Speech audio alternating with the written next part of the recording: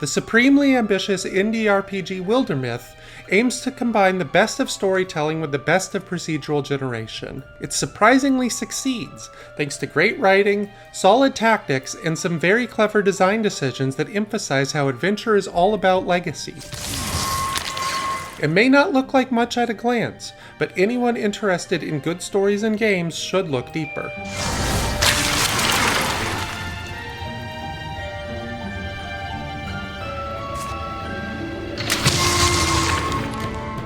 The grand dream of the role-playing game is combining the flexibility and creativity of having a human game master who can react to player decisions and tell stories, with the speed and convenience of playing single-player on a computer or console. It may never really be achieved, but that makes the ambitious attempts like Wildermyth all the more exciting. This is one of those games that captures lightning in a bottle. Describing Wildermyth in broad strokes can make it sound like a conventional RPG. A campaign opens with a party of 3 or 4 randomized or customizable characters. Their stories are well told. The intro and the tutorial begin with the character who would become my spellcasting mystic, Fern, reading a book and then having that book become part of her life. That stuck with me through the entire campaign, and as I kept playing. After their intros, they pick their classes, learn to fight, and roll into the main campaign map. There's then a rhythm of exploring a new zone, reading a story, then fighting a combat mission. After enough of those, it's back to a plot mission to end the chapter. It's a solid structure for a campaign, if occasionally repetitive, but that repetition is mitigated by several exceptionally clever and well-crafted elements of the overall design.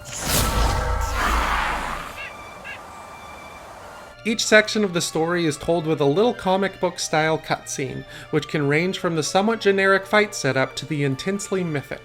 It's impressive how flexible these stories are. Each character in your party has 3 important character traits, like being a dreamer, or a weirdo, or having potential, or carrying a lot of shame, and these will manifest in the vignettes. Seeing the same stories multiple times can feel different depending on your characters. One of its most impressive features is that over the course of a 10 to 15 hour campaign, your characters will evolve from looking like some peasants who picked up the most convenient nearby items to defend themselves, to a tough soldier or hunter, to a legendary hero of yore. The progression feels natural, like an RPG should feel, and that goes a long way. Wildermyth's turn-based tactical battles are simple at first, but as I played longer campaigns, and increased the difficulty, I found a surprising depth emerging.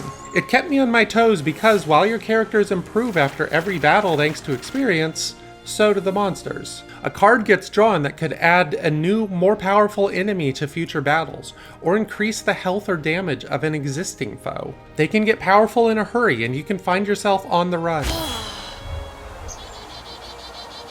One fight saw my team caught between 2 large sets of enemies on a town street.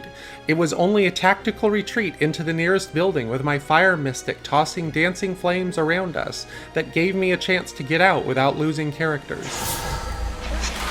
Your other opponent, though, is the passage of time. By the second chapter of a campaign, a decade may have passed, and your fresh-faced youngsters are getting some salt and pepper in their hair and a few wrinkles to distinguish them. Another chapter later, and they're married, with children, and ennui about adventuring. And as the campaign draws near its end, they'll often retire and let the next generation take over.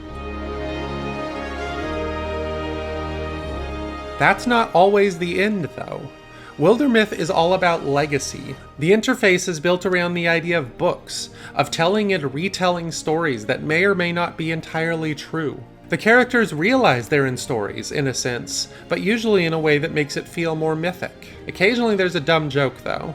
Finally, it's telling that the main currency in the campaign isn't gold, it's legacy points. These can be spent on recruiting new characters, or buying materials for gear upgrades, or preventing enemy buffs. More importantly, characters who retire or finish a campaign aren't simply done, they become part of your legacy, a sort of trophy rack for characters for both examination and further use. Legacy characters can and will be pulled from that rack to play a role in your future campaigns, which makes them feel more mythic with each encounter. That sense of progress in gear and story tying together makes them look and feel cooler than the newly generated characters of a campaign. They're given terms like folk hero or local legend, and it it rings true, not just in how they're slightly more powerful in a tactical sense, but also in how their stories change a bit every time. The attachment I have to them matches how I see people talk about their procedural characters in games like XCOM or Darkest Dungeon.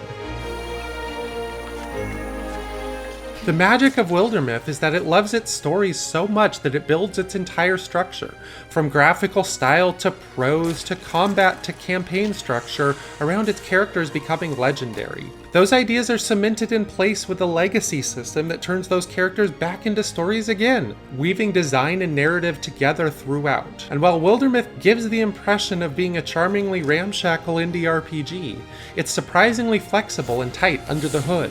All of that adds up to a truly special experience. For more, check out our reviews of Roguebook and the Legendary Edition of Mass Effect 2. And for everything else, stick with IGN.